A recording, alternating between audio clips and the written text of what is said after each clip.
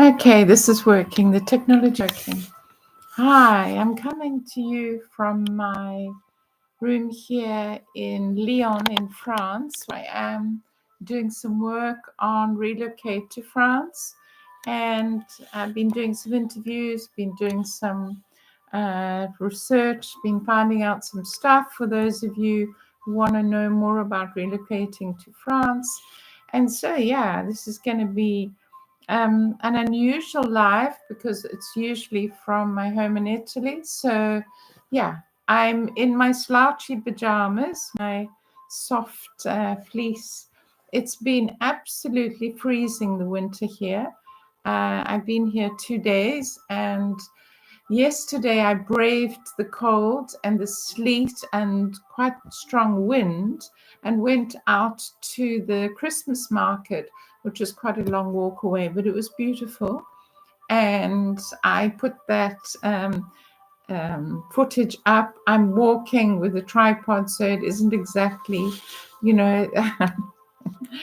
movie star quality video, but yeah, I wanted to show what it's like to go to a wonderful Christmas market here in Lyon, France, and just what Noël, which it is in French, is in France. So I'm going to put in the drop down in the chat box.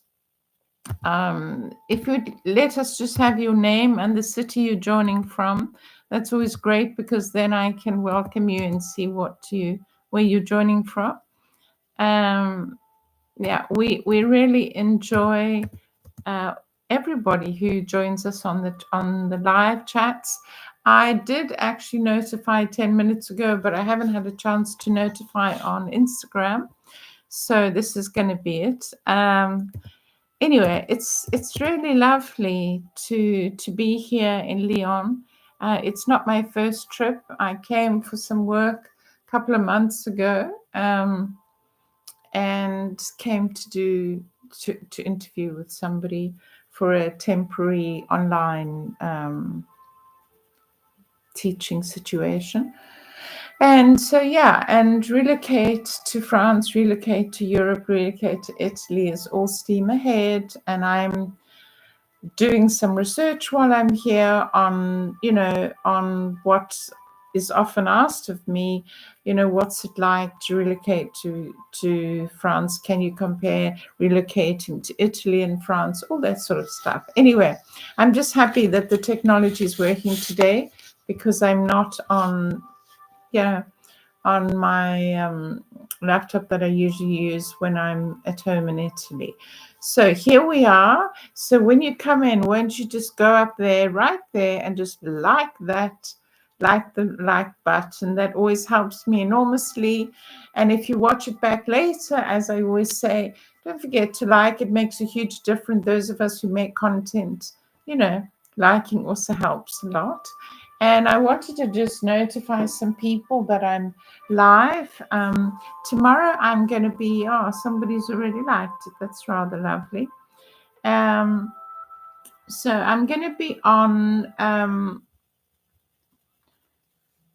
tomorrow. I am traveling up by train to Paris and meeting Janice in France. Yes, we're meeting up in Gare du Nord, which is the station you come into if you come from Lyon to Paris.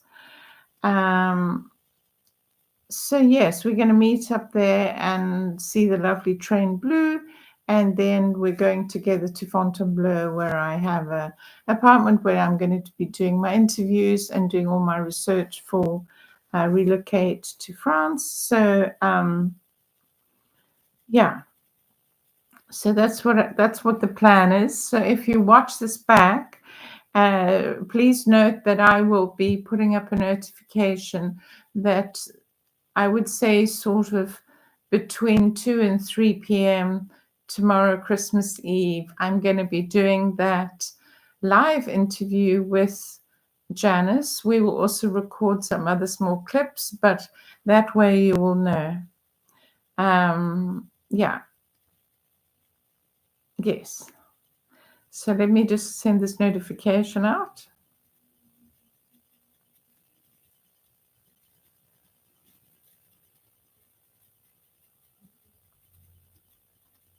Yeah, and you'll get to see a little bit of, Paris. Well, just not the center. My goal is not to cover Paris really, but Christmas Eve will be. I will go to a mass with Janice in her town of Fontainebleau, and then we'll be chatting with her about asking her the questions that get asked of me so often, which is, what does it take to move to France on an elective visa, or inactive as it's called, if you don't work?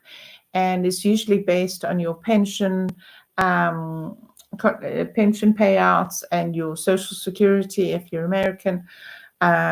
We tend to call it something else, but basically an active visa in France is pretty similar to the Italian elective, or many other countries, also Portugal, in that you have to demonstrate via the bank, of course, and also many documents. There's always lots of documents involved.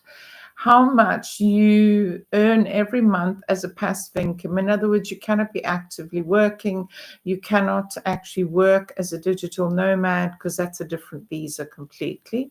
And that motivates your case to go forward through an agency. It's always done through an agency, although it is the consulate. The consulate has an agency, which VHS Global, who do all of these collecting of the documents, all the bureaucracy, and then of course the Italian state makes the decision as to whether they're going to let you early retire in France. So there is no age-based thing.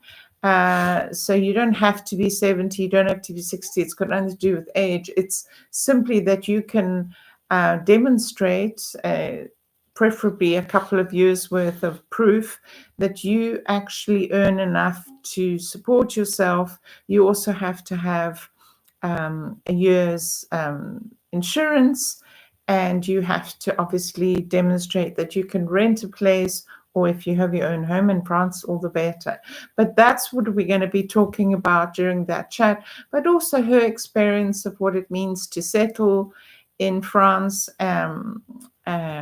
She has her own YouTube channel, of course, so chats about that quite often. So that's what we're going to be setting up today. But I'm also going to be telling you what I've done here in Lyon. So I have looked at Lyon for a few clients, because many of them have asked me to look at Lyon as a relocation spot in terms of the services it offers. So let's just talk a little bit about Lyon. So if you've been watching any of my updates, you've seen that I've been window shopping. I went to the lovely Christmas market. I really love the atmosphere of Christmas here in Lyon. It's Noel, of course, it's French. And the first thing that strikes me, I find the French, some people might disagree, I find the French very open to chatting to you. If you perhaps just start the greeting with, bonjour, or, whatever it is, if it's later on in the evening, or if you greet them when you leave the restaurants, bonsoir.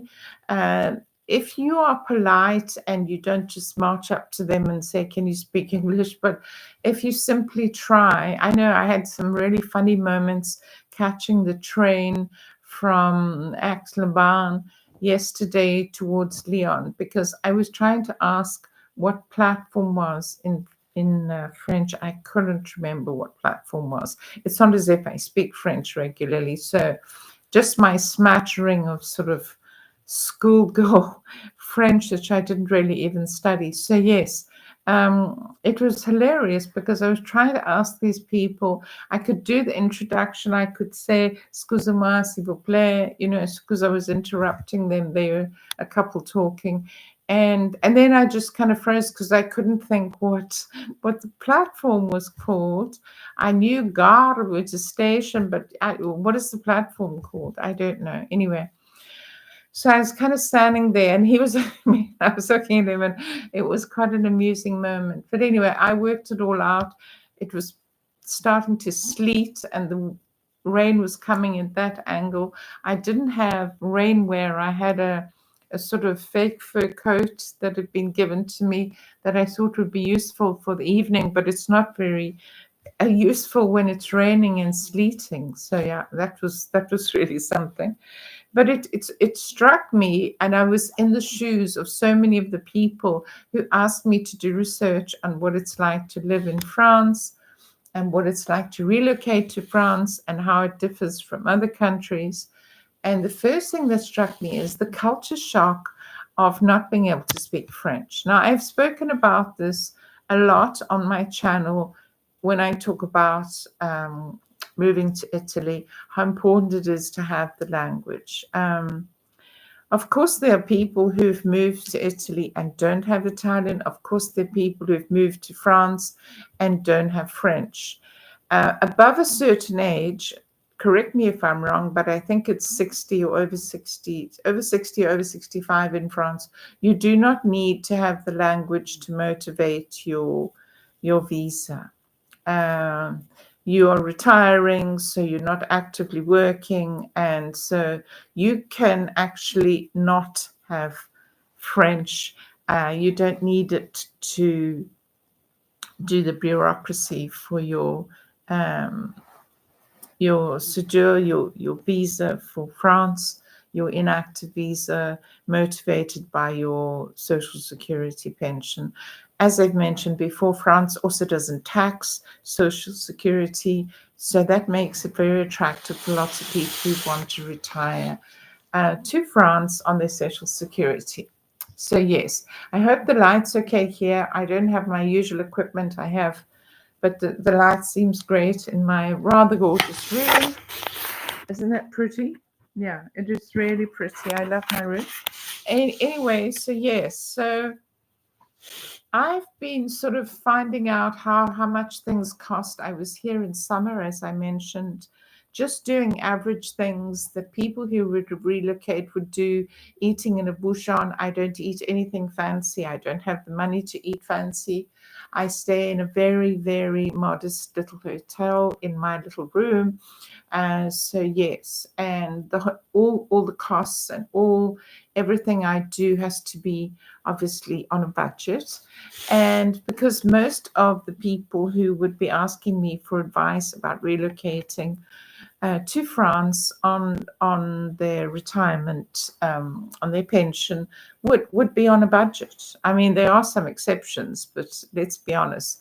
Most people are really trying to motivate the budget and know whether they would be able to eat and look after themselves and drink on that budget. So I eat in bouchons, which are the typical French Lyonnaise in Lyon, the little thing where you can get 3 courses for 18 euro. It's really, really good. You couldn't make it at home, I don't think, for that price. Yeah, so it's been really great. And I have learned how many gorgeous different artisanal shops and stuff is happening here in Lyon, and also in terms of industry, because it is important, even if you're not going to work, if you're going to buy property here or rent property, you need to know what the main industries around Lyon are, and what the rental market would be like. All of this would be important even if you weren't actively working. And so yeah, that I started that research in summer, and this is my second trip. And so here I'm really looking at the nuts and bolts of how Lyon works as a city. And I have to say, I'm really impressed.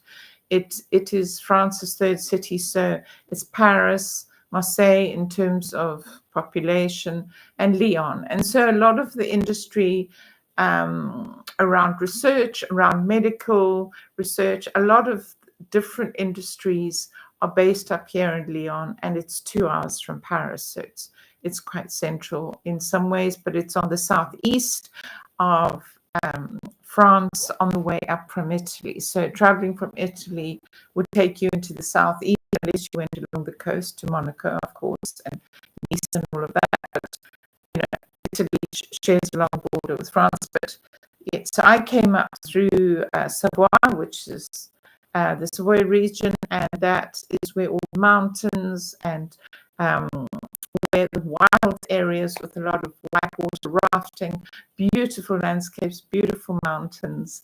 I came up through Italy into this region that they call Lyon, which is my favorite region, and it's where Lyon and lots of the small villages are around. So this is an area that I'm really looking at in terms of my clients who are really interested and want to know what industries work here, what the property market is like, what it costs to live in Lyon, to go and do what I've been doing, eat modestly. And I must say I'm really impressed, not only with the amazing Christmas market I went to yesterday and got to see all the beautiful florist shops with their lovely wreaths and flowers out for Noel, for Christmas, everybody going to the bakery to get their specialities before tomorrow, which is Christmas Eve, of course, Noel.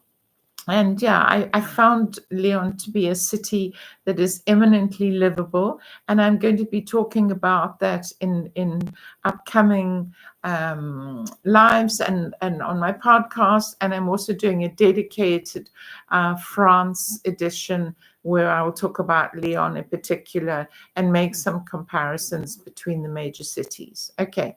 So enough to say that I came in summer and looked at some of the villages around Lyon as to how livable they are for some of my clients who want to relocate to France, and whether it's livable in terms of a person who wants to retire, early retire to France, and the taxability issues as I've spoken about. So this is just an update, literally in my pajamas, in my slouchy tracksuit, because it was so freezing today. I went out and had lunch with one of my contacts that I was interviewing, and in a very nice little sort of brasserie cafe, very modest. The whole menu, I think, cost, I don't know, 16 euro. It was really, really good. I just had some nice chicken and vegetables, really well done and beautifully made. And yeah, it was really, really affordable, really good. I was quite impressed. It was absolutely freezing when I went into this little brasserie. The wind was howling, the sleet was coming directly in your face. And I didn't have a proper parka with a hood or whatever to protect myself from this weather. The wind has been howling. It's been colder than I thought this trip, because last trip it was summer, of course.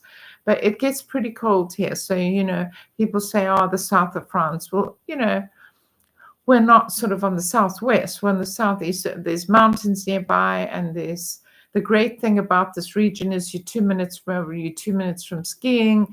You're near the mountains. You're near the beautiful Rhone and the Saône rivers. So, it's near Burgundy wine region. It's beautifully positioned. It's it's got other cities nearby like Dijon and Vannes, and beautiful, beautiful places to visit.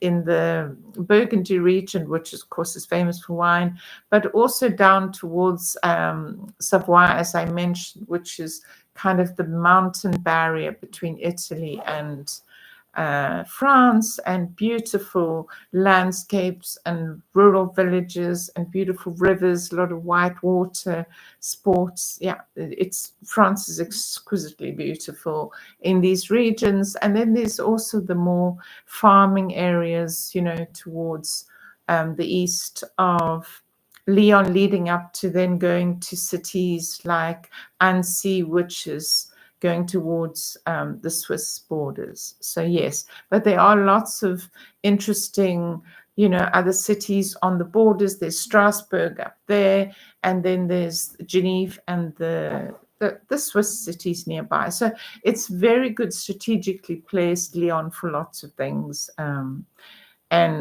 for doctors, for medical interventions, for lots of things. So But as I was saying earlier, what really struck me this time, because I was doing different things than I've done in past trips, was that I think it's pretty difficult to manage without French. I really do. I hesitate to say this because people start saying, well, I can't learn French. I don't want to learn French. And blah, blah, blah. My thinking has always been in relocating to Italy. I've covered this in many of my other podcasts. I won't cover it again, but simply to say, I don't understand how anybody, Marco, says French. Oh, thank you. That's so kind. I know what that is in French. I wish I could respond beautifully. Thank you, Marco, for joining. I love Lyon and I love France, and I absolutely am in love with Noel in France. I absolutely love Christmas here. All the beautiful little shops, the lovely boulangerie. I'm completely in love with France, and I personally would love to stay in Darren, Prague. Oh, lovely. So yes, as I've spoken of before, I always have said for people that I help to relocate to Italy, you need the language. Maybe you don't need it for 6 months or 1 year or whatever, if you're just coming to have a look. But if you're going to relocate here or retire here, I think you owe it to the country to at least be able to communicate. You're going to have to do bureaucracy, and France has its own bureaucracy, of course. And so if you get the chance to come and relocate here, and France is prepared to accept your application to live here as a retired person, obviously you have to motivate that you have enough pension to live on, that you have a year's health insurance so that you don't become a burden to the French state, and that you can cover yourself for a year's rent, or to own your own house in France if you're looking at buying a house. But I have to say, every time I'm in France, I'm really amazed by how well things work. The metro in Lyon, for me, works pretty well. It's pretty clean. I'm used to Italian metro. I've traveled all over Europe, so I've used just about every metro you can imagine. I must say, I find Lyon pretty well connected. I know there's some people who complain that, this happened, that happened, but I have to say, I find the French incredibly welcoming. Now, the general idea, and I know people are going to discuss this down in the chat box. Marco, which city are you from? Please tell me, which city are you from? Lyon? Are you from France? And so, yes, sei assolutamente corretto. Per essere integrata nel senso reale è necessario di avere la possibilità di comunicare. I couldn't agree more. Basically, what Marco is saying is, if you're going to integrate, how are you going to actually fit in if you can't communicate? So I know there are some people, and this has been discussed before, who say that if you come to live here on a pension basis and you are close to 70 years old, so you're 65, you had your whole life in America or wherever, but you're here and you're going to live here, you are not required, according to the state, to learn French. You are, if you're applying for a business visa or a digital nomad visa, you need to have some level of French. But over a certain age, 65, 70, you're coming to retire here, you're not earning your money in France or Italy, it's the same. You're not required to learn the language. If you apply for dual citizenship, either in Italy or in France, you need to prove language skills. So that's always a requirement. But there are lots of people who live here and feel, if I'm spending 6 months and I go somewhere else for 6 months, how can I learn the language? Irlandesi, infatti sono irlandesi, wow. Ma nel mio cuore sono italiano. Oh, lovely. So you're Irish, but in your heart, you're Italian. Fantastic. Nel mio cuore sono italiano. Oh, great. Okay, so where are you living? Which city? Write your city. Thank you, Marco, for your chat. So I say this all the time about Italy when I talk about my posts about Italy. And it's no different here in France. I'm here in Lyon in France, looking at helping people to relocate here. You do need the language skills. And this time now, oh, you're in Tipperary. Oh, fantastic. I love Ireland. I'm coming next year. Well, I mean, next year is around the corner. I've always loved Ireland. I really enjoy it. And Tipperary's on my list. So lovely to have you join us, Marco. Great. So tomorrow, I'm going up to Paris by train. I'm going to meet Janice in France and I'm going to interview her. I have my apartment in Fontainebleau. And so join us. So it's going to be at around 2:30, 3. I'm going to make an announcement that I'm doing the live and I'd love you to join us, Marco, whoever wants to join. I'm going to be interviewing Janice about what you need in France. So, ma sono stata in italiano molte volte. Okay. So you speak Italian quite well. Where were you born? Were you educated in Ireland or are you Italian? Because you speak Italian like a native. Scusi, sono stata in Italia molte volte. Okay. Oh, sorry. I think I've seen that twice. Okay. Great.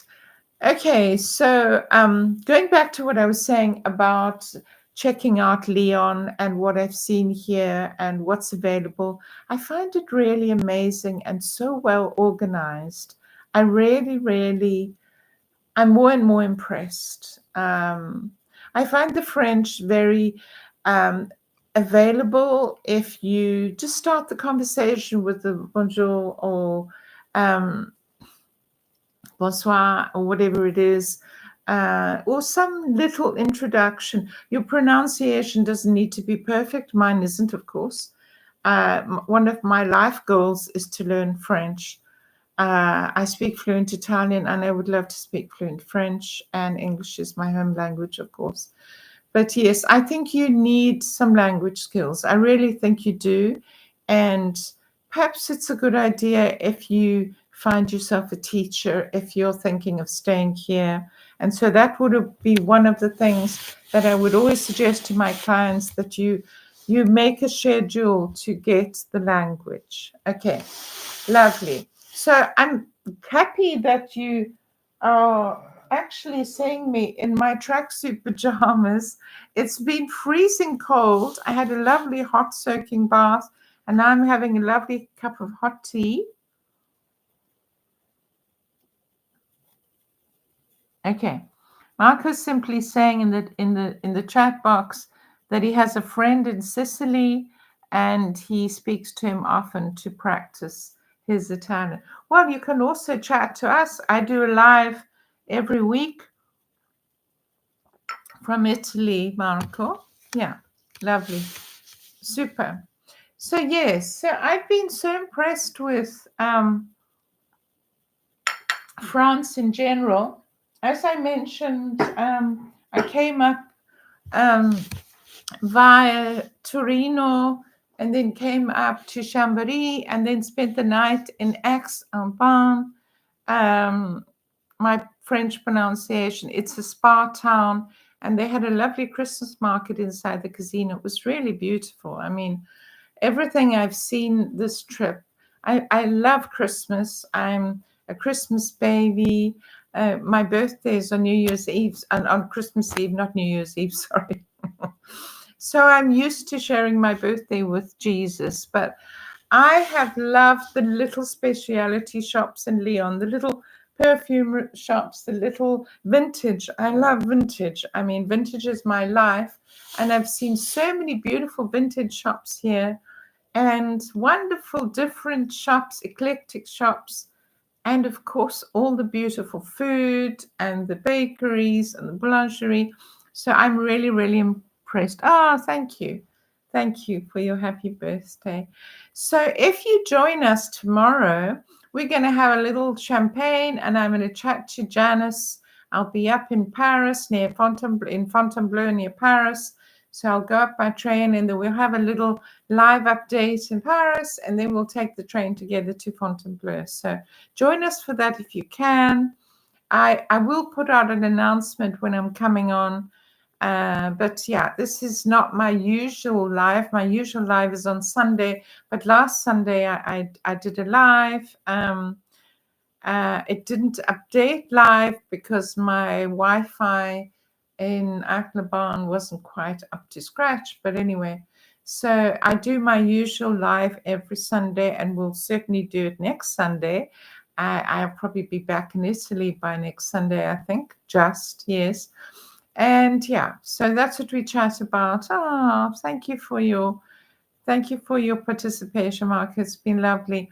I was hoping that Janice would just pop in, but she's obviously got family and she's quite busy, just come back from London. So yeah, I will update you tomorrow. I'll probably do a little live if my Wi-Fi allows me in Paris at Gare de Lyon in the beautiful Train Bleu, the beautiful restaurant they have there. We'll pop in there for maybe a coffee or whatever before we go to Fontainebleau. I don't know if you know much about Fontainebleau. En français, c'est vraiment mon français. Oh, lovely. So you are such a linguist. You can speak French very well. And Italian. Fantastic. Oh, lovely. Thank you. Yes, I love my live audience. I love doing lives. And yeah, this French edition is really, I speak Italian and French. Marco, you're great.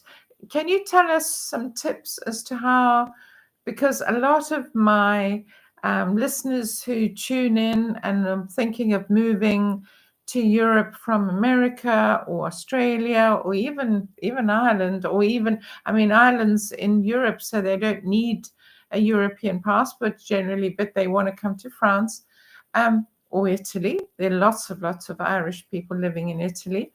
Can you give us some tips as to how you got going with language? Did you use language apps? I never used language apps to get Italian because I worked in Italian for 20 years. I still work in Italian, so I didn't use them. Let me know, Marco, did you use language apps? How did you learn these two languages? I'm really interested to know, because one of the subjects that comes up all the time, and again tonight, is how you're going to cope. And I've realized, being in Lyon this week, how are you going to cope if you can't ask stuff in French? I was just asking train arrangements, and I had to get past just hello, simple greetings in France, and I couldn't manage.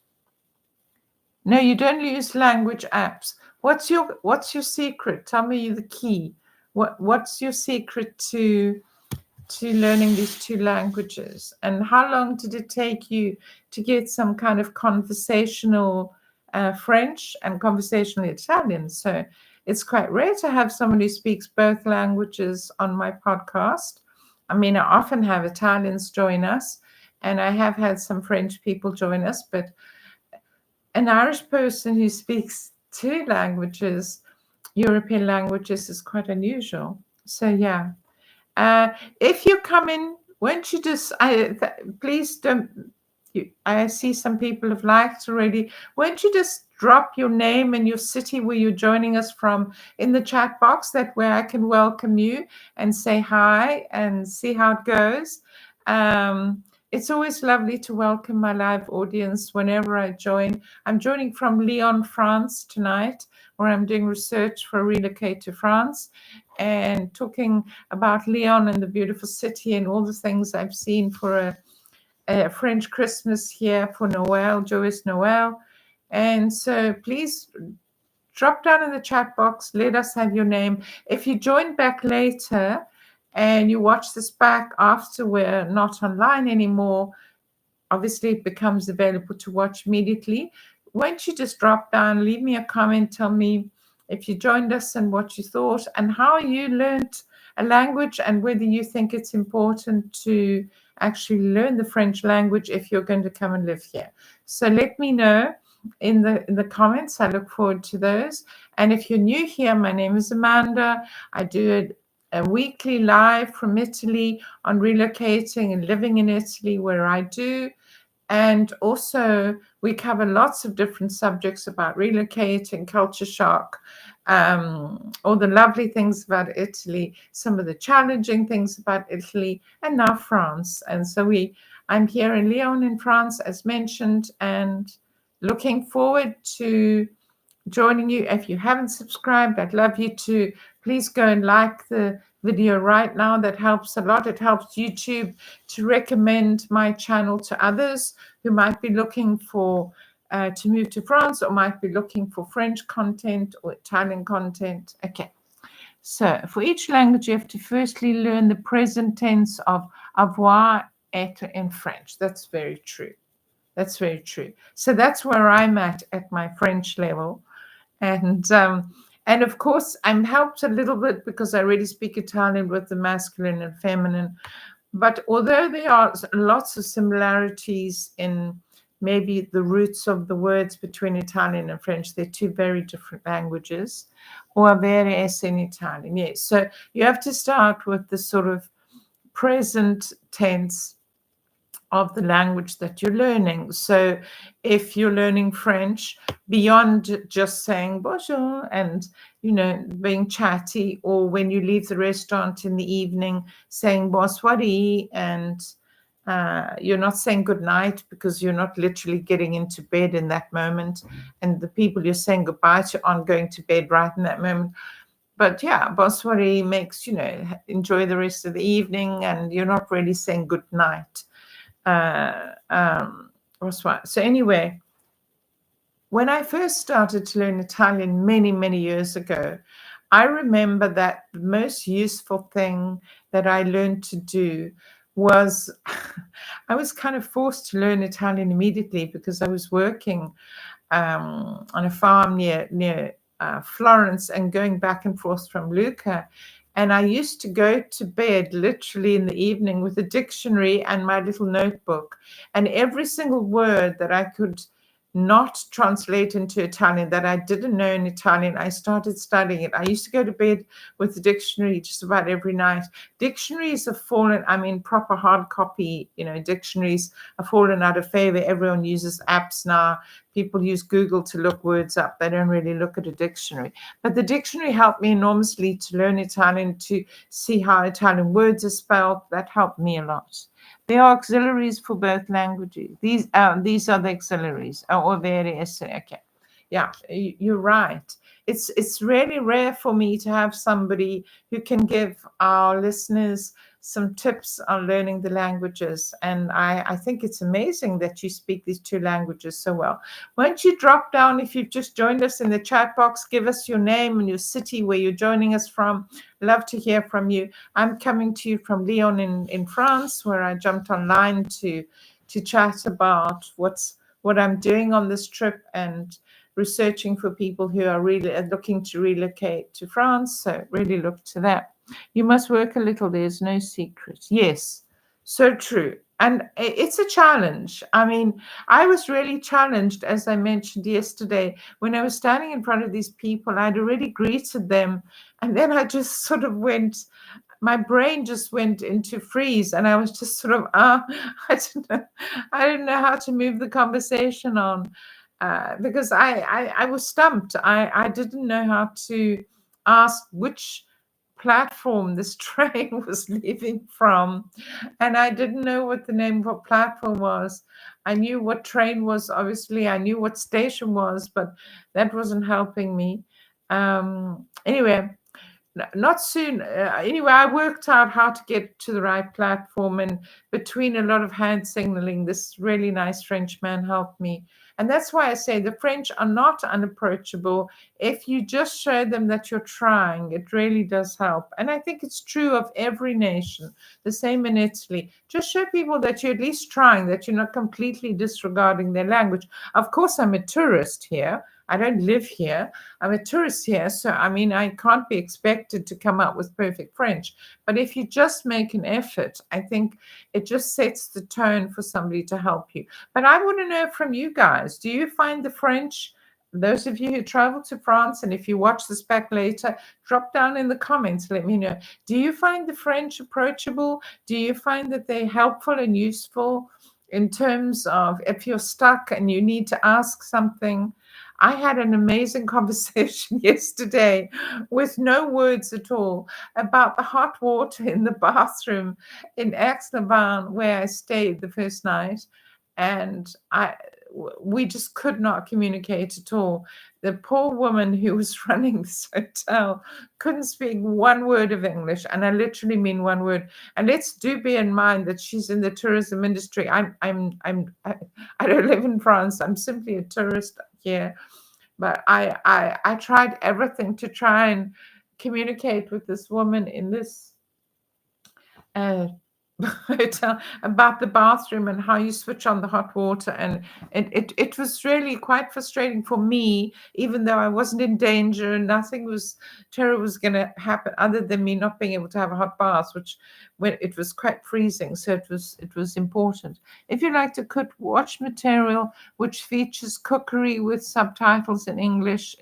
Yeah, that's a very good idea. So one of Marco's suggestions here is, if you're really thinking of trying to learn a new language or trying to get some grasp on French or Italian, whichever you're learning, whichever other language, choose a subject, choose an area, and cooking is a great area. So you can watch YouTube videos and you can have the subtitles going. And then, yeah, so you extend your vocabulary a little and you extend the couple of phrases that you have. Watch material related to art, if gardening. Marco, you sound such a comprehensive, well-formed person. Thank you so much for your input. It's lovely. It's really lovely. Okay, so I think my tea is about to get cold. Let me finish my lovely cup of tea. I love a good Earl Grey tea. Drop down in the comments, tell me what tea you like.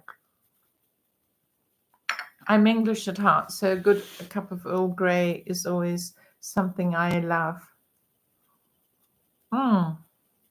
Really a good cup of tea.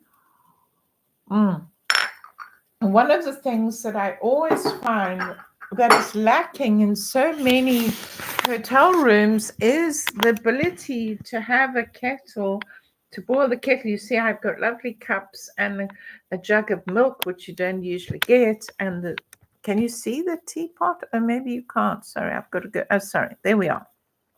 You see, I've got a teapot. I've got all the makings for the tea. You see that? Yeah. So I can make a lovely cup of tea. I've even got an old dial-up phone because the design in this room has all these lovely old Victorian and Edwardian things. Here's a proper old phone, a dial-up phone. Who can I call? Reception. It really works. It's really a proper phone. Isn't that lovely? When last did you see a dial-up phone, those of you who are joining us? And that's my gorgeous room. So I have the makings of tea. I have my Christmas stocking up there. And let me see what you can see. Can you see that? Yes, there's my Christmas stocking. Yeah. I've got everything I need here for my little work trip. Yeah. Yeah, so it's been fun to be able to make tea. I think it's an essential.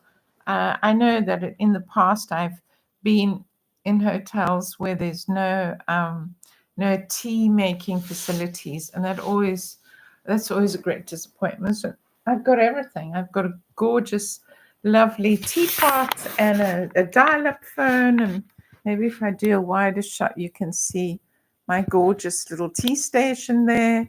Got everything I need, even my Inspector Morse dial-up phone. Yeah, so there we are. And I'm just here schmoozing in my lovely room. Had a gorgeous hot soaking tub earlier with a lovely glass of Lyonnaise wine. Wonderful, wonderful Côte d'Iron wine. can't beat it, and it's as cheap as anything and fabulous. Yeah. Okay, so we've been having a little bit of a language chat with Marco, who's Irish and speaks Italian and French, which is unusual. Isn't that amazing? Isn't that lovely? And yes, and so got a little birthday card today. Isn't that nice? With a beautiful David Austin roses. I love David Austin roses. Yeah, lovely card.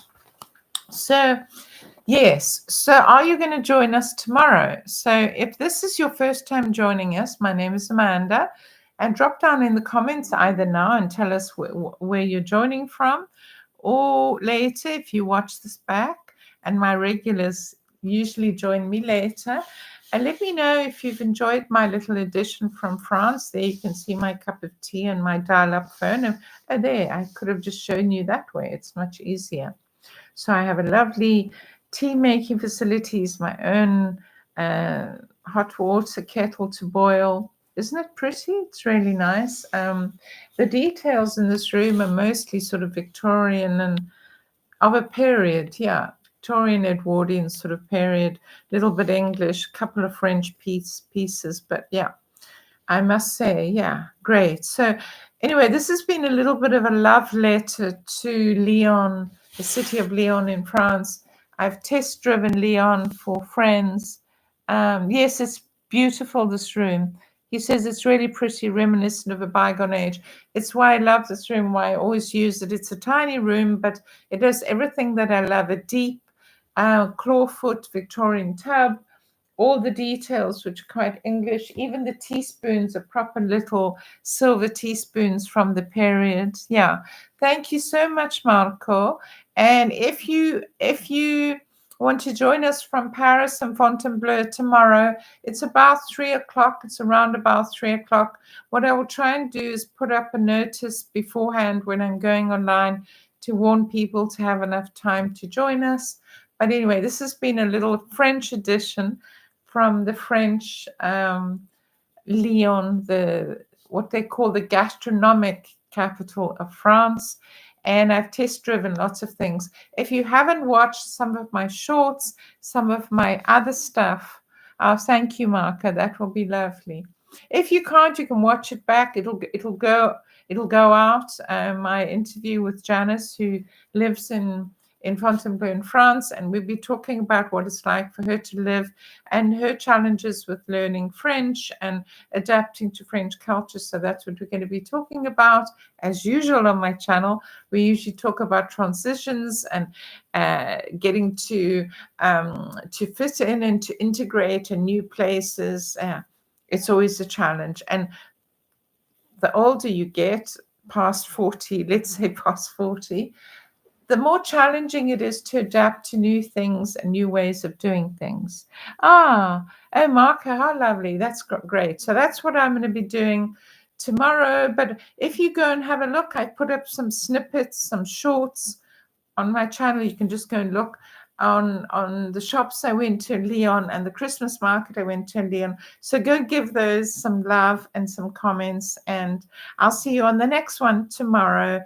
And see you here, same channel, more or less same time, except it'll be in the afternoon. So this is my usual time to go out, 9 o'clock when I do my podcast from Italy. But tomorrow is going to be early. It's going to be around 2:30, 3, but I will give a warning. So I really enjoy. Yes, I agree.